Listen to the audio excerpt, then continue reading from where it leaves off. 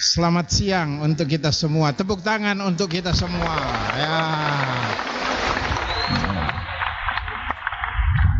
Ya. Kemarin Monsinyur Roli bilang, ya Uskup Mendagi dan Monsinyur Turang coba bicara juga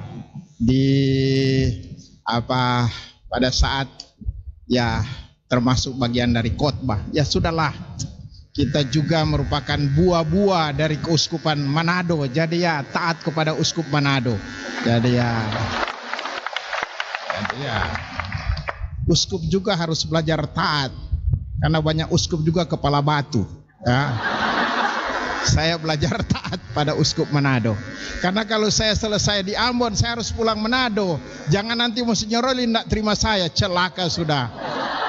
Bahkan saya sudah booking tempat pemakaman saya.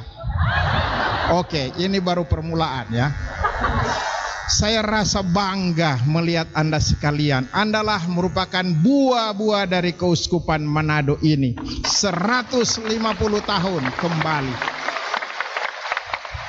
Buah apa yang kelihatan? Pertama, persatuan dan persaudaraan. Luar biasa ya.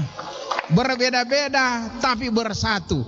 Anak, remaja, orang tua dan seterusnya. Rupa-rupa profesi, rupa-rupa pendidikan luar biasa bersatu. Terasa ada koinonia, ada persatuan di Keuskupan Manado ini. Tepuk tangan untuk Keuskupan Manado. Tapi juga buah dari Keuskupan Manado ini adalah bukan hanya persatuan. Tapi yang saya lihat ini perayaan liturgis luar biasa. Ya, di sini saya dengar perayaan liturgis dirayakan dengan bagus di mana-mana dengan kor yang bagus.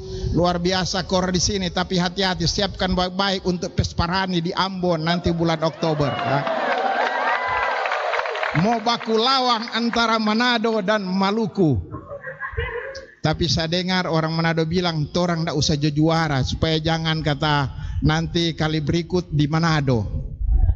Manyanda. Mungkin Manado mau juara. Tepuk tangan karena saya orang Manado, tetap Manado juga. Tapi orang Maluku yang ada di sini jangan marah ya. Oke. Jadi yang saya lihat juga perayaan liturgi luar biasa. Ini tanda gereja itu hidup. Gereja tidak mati. Perayaan liturgis membuktikan bahwa gereja hidup. Tapi juga tanda bahwa gereja Keuskupan Manado hidup karena ada apa? Tapi ini harus dikembangkan lagi terus. Bahwa orang masih suka menjadi pewarta. Ada banyak katekis-katekis. Mulai dengan katekis yang biasa saja, orang tua sebagai katekis. Baru katekis yang luar biasa yang mendapat pendidikan khusus. Guru-guru agama menjadi pewarta. Dan ini membuat gereja ini hidup ya. Orang muda juga rela mewartakan, tidak malu mengakui sebagai orang Katolik, tidak malu di Republik ini. Jangan malu juga. Lain kali kita mulai malu dia mengakui diri sebagai orang Katolik. Mau tanda salib, tidak mau tanda salib, taruh tanda salib di paha saja supaya orang tidak lihat. So mulai takut, aduh jangan takut ya. Salib harus berdiri di mana-mana. Kita jangan takut dengan ya seolah-olah Republik ini mau diganti asasnya. Tidak boleh. Tetap Pancasila, jangan ganti dengan asas lain. Kalau tidak, mari kita berjuang. Jangan bikin malu kita, orang Kristen, orang Katolik. Dan saya lihat juga bahwa gereja di sini hidup karena ada pengorbanan. Orang suka juga berbuat baik, membantu. Pasti ini pesta ini, diwarnai dengan pengorbanan. Saya rasa banyak orang bukan hanya memberi uang, tapi memberi waktu. Tadi malam saya lihat anak muda, orang tua, suster, luar biasa kelihatan itu pengorbanan. Ini tanda bahwa gereja itu hidup. Tetapi saudara-saudari sekalian yang terkasih, semuanya itu juga dikaitkan dengan adanya imam-imam, pasukan yang besar, luar binasa. Tepuk tangan. Imam Projo sudah 118 dan Imam MSC dan imam lain luar biasa, pasukan yang besar. Asal besar mar kuat, jangan gode marloyo. Poyoyo ya. Dan banyak sebotak-botak, luar biasa ya. Berarti tanda pertumbuhan. Ya. Kita bilang yang ada di Pondok Emmaus 3 botak di sana ya. Tapi cantik-cantik juga, luar biasa. Tapi ini gereja itu hidup karena adanya imam-imam. Keuskupan harus Manado harus bangga adanya imam-imam yang banyak sampai saat ini. Saya sangka salah satu keuskupan Indonesia yang banyak imam di sana adalah keuskupan Manado. Ya. Saya di Ambon juga mulai mengikuti Manado.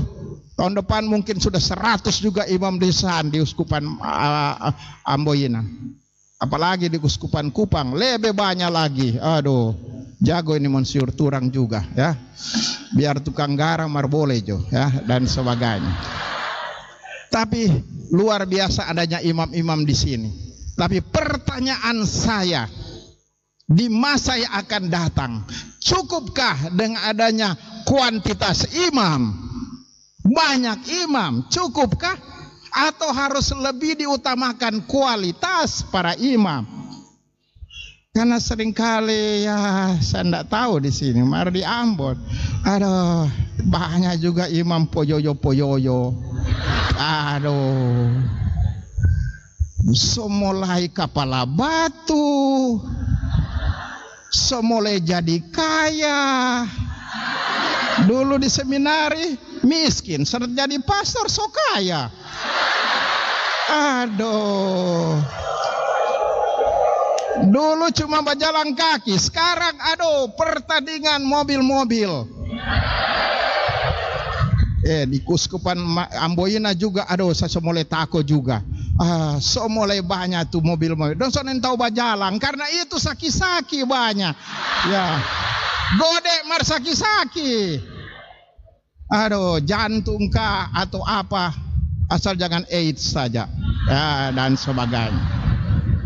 Tapi ya, saya rasa sangat penting itu kualitas untuk masa mendatang. Banyak-banyak boleh. Tapi di masa mendatang, zaman now, imam-imam milenial harus kualitas lebih diutamakan. Mungkin Monsinyur Roli makin menekankan ini. Kualitasnya itu bagaimana? Paus Benediktus pernah mengatakan, ada 3 pilar yang harus dimiliki oleh para imam: doa, ekaristi, dan firman. Dan saya rasa kalau kita punya imam-imam di masa mendatang yang pendoa, hebat keuskupan Manado ini. Kalau kita punya imam-imam yang merayakan ekaristi setiap hari, hebat keuskupan Manado ini. Tapi seringkali ada banyak pastor lupa tuh misa. Dan kali misa asal-asal jo. Basumbayang lihat kiri kanan, tu tanda salib sonen tahu ada ba ujung di mana. Kontu khotbah lainnya nak siap-siap, kurang ngajar juga. Aduh. Misa kasiang. Jangan marah pastor kita ada berbicara begini. Kalau marah ampunilah saya orang yang berdosa ini ya. Jadi hebat, harus misa. Saya sangka umat menuntut imam-imam misa. Karena apa? Semua bisa diserahkan kepada awam. Cuma satu yang tidak bisa diserahkan pada awam, backing misa. Kurang itu kasang yang imam punya, kondorangnya nak backing le, sota lalu. Dan yang ketiga adalah firman. Baca-baca akan kasang kitab suci. Karena seringkali awam so lebih pandai baca kitab suci. Awam solebe jago donja garis-garis putih merah di dorang pe buku kitab suci sampai soba merah-merah putih dan hijau, dan pastornya nak pernah lain kali buka firman kitab suci. Cuma waktu misa baru dia buka. Oh ini kote itu kitab bilangan. Sudah jadi kitab lain kote. Sudah jadi kitab Samsung. Dan sebagainya. Jadi kalau mau imam berkualitas, doa, kitab suci, dan misa, ini demi masa depan dari Keuskupan Manado ini. Dan yang berikut terakhir ini, supaya jangan saya banyak bicara. Sekarang harus menjadi imam milenial. Apa salah satu sifat milenial? Orang internet, semua ada HP dan sebagainya. Aduh, luar binasa. Sampai misa pun dia pakai HP. Sampai pastor-pastor kurang ajar. Sementara misa HP babunyi. Oh, halo bagaimana? Aduh. Itu kuman sekurang ajar. Nah, HP sudah mengganggu misa. Babunyi. Maaf kasihan umat. Dan babunyi di bawah. Sesudah babunyi di bawah, di pinggir le babunyi. Kong di pantai babunyi. Aduh, bahaya imam-imam milenial ini. Oke, memang sudah kenyataan begini.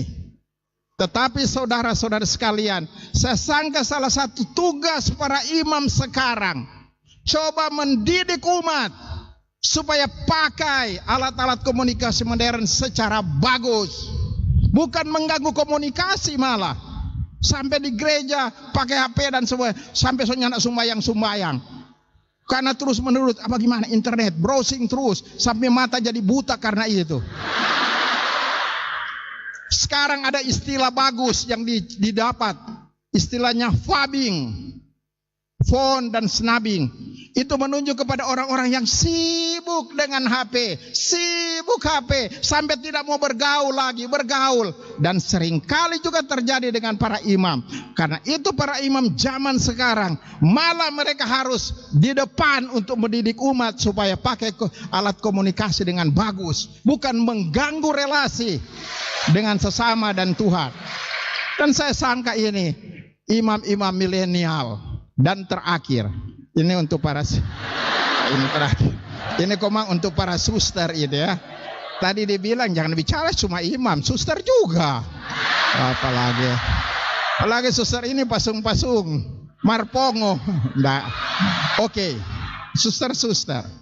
Paus Fransiskus pernah dia mengatakan kepada para biarawan-biarawati, satu saat dia katakan cuma satu yang saya minta untuk biarawan-biarawati, yakni kegembiraan. Tapi kegembiraan itu yang benar keluar dari iman, bukan kegembiraan orang gila, seno, tapi yang keluar dari iman. Dan saya rasa suster-suster akan menarik kalau penuh sukacita, penuh kegembiraan. Jangan muka murung, muram, muka brot dan sebagainya. Baku dapat dan suster, aduh pebrot ini suster ini. Gode tapi nyanak pasung kote. Ya. Tapi saudara suster gembira. Tetapi kegembiraan itu hanya mungkin bila para suster setia pada apa yang Anda janjikan. Ketaatan, taat pada pimpinan Anda.